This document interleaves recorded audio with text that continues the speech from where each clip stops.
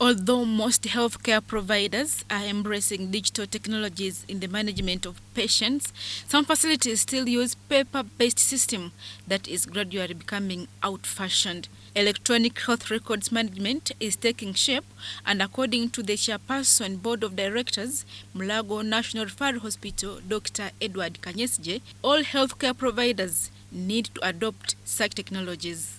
Imagine a patient entering a hospital. From the time they enter up the time they leave, a lot of paperwork happens. I think you've been always accusing doctors of writing too much. When a patient enters the room, you see a doctor writing. When the patient goes away to the window to collect medicine, you see somebody writing. What is now going to happen is that when the patient arrives, right from the time they are arriving, somebody will just click a button on the computer, and the button will show you the page at which the patient's details have already been captured. You know that is the real patient, and in order for you to confirm, you may ask the patient to put their fingerprints, and once they put a thumbprint, then that means that that's the proper patient, so nobody can come and use services meant for another person. Then all the medicines have been recorded on the same space. They call it a platform in IT language. Now the joy of this is that should a patient go to hospital for the 9th time, then the doctor doesn't have to write again. Kanyesigye was speaking at the launch of the web-based electronic data interchange platform by Smart Applications International, an ICT solutions provider, and Suncare Medical Insurance. The electronic system of patient management is meant to ease health service provision. Also, this platform is not going to be using complicated infrastructure.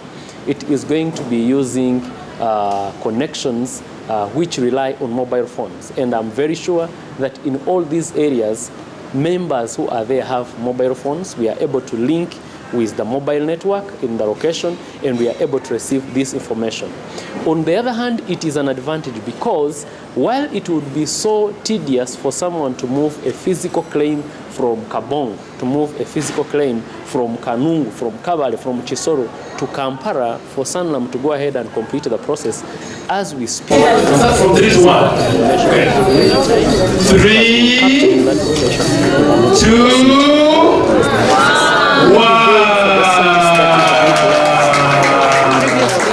Those claim forms where people write, we have seen some practice, I'm not saying all, some will go and add lines of service which you have not utilized. What do I mean?